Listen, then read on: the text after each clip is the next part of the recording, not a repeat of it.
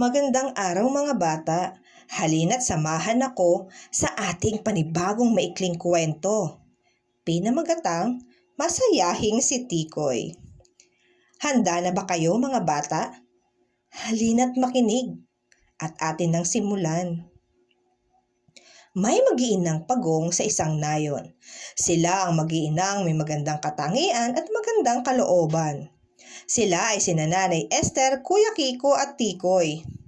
Magalang ang dalawang magkapatid kahit yumao na ang kanilang ama, mahal na mahal nila ang isa't isa. Isang araw nang sabihin ni Nanay Esther na sila ay magpipiknik sa tabi ng ilog, si Tikoy ay masayang masaya at hindi na makapag-intay. Bit-bit na Nanay Esther ang basket ng maraming pagkain at ang iba naman ay nasa dalawang magkapatid. Masaya silang kumakain sa tabi ng ilog nang sabitin ni Kiko na, "Tikoy, tara, maligo na tayo tapos maglaro." "O, teka, huwag kayong lalayo ha, Kiko at Tikoy," sambit ng ina.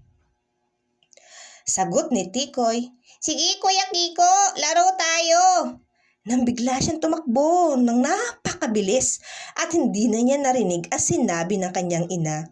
Hanggang sa kanyang pagtakbo, napansin niya na malayo na pala siya sa kanyang Kuya Kiko at Nanay Esther.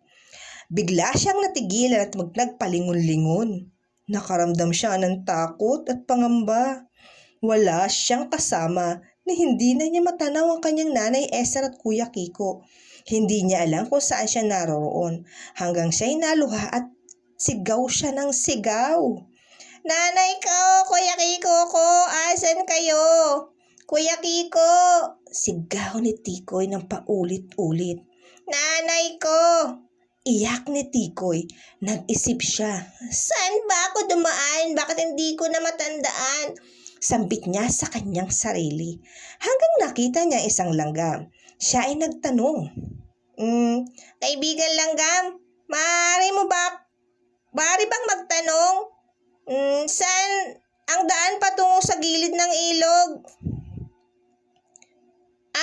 "Tabi ba kamo ng ilog? Nako, malayo na dito. Pero kaya kitang samahan.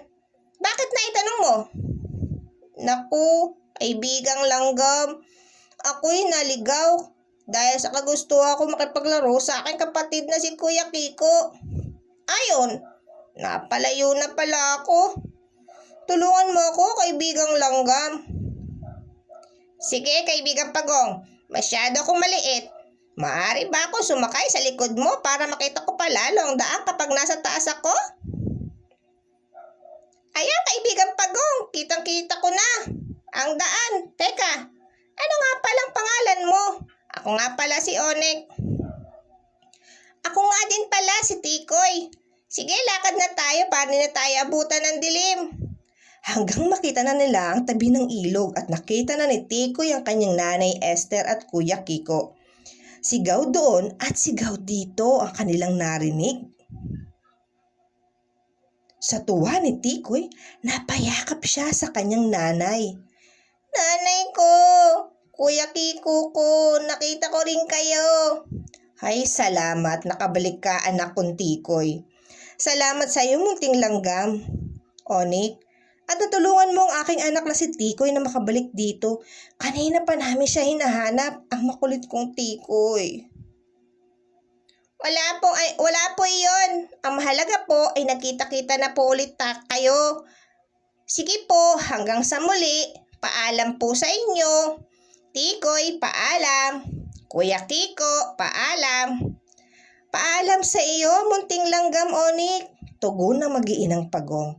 "Ngayon, Tikoy, ugaliin ang makinig sa mga payo, ha? Huwag na huwag mo nang uulitin." "Opo, nanay ko." Wakas. May mga tanong dito na maaari ninyong sagutan. Kumuha ng papel at lapis upang ito'y inyong masagutan ng maayos. Narito ang unang katanungan. Sino-sino ang tauhan sa kwento? Sino ang nakita ni Tikoy sa puno? Bakit siya ay naligaw? Ano ang nararamdaman ni Tikoy nang siya'y maligaw? Nagkita-kita pa ba sila ng kanyang ina at kapatid? Yan mga bata, matuto tayong sumulat at ugaliing unawain ang mga tanong ng kwentong ating binasa. Palakpakan natin ang ating mga sarili. Yan. At ang leksyon ay ang ugaliing makinig sa payong sinasabi ng ating magulang. Maikli man ito o mahabang pangungusap. Napapagalitan man tayo dahil tayo ay nakagagawa ng hindi maganda sa ating sarili o sa kapwa, unawain ang salita ng ating magulang dahil ayaw na ayaw nila na tayo'y masasaktan at mapapahamak. Hanggang dito na lang muli mga bata. Paalam sa inyo hanggang sa susunod na ating maikling kwento.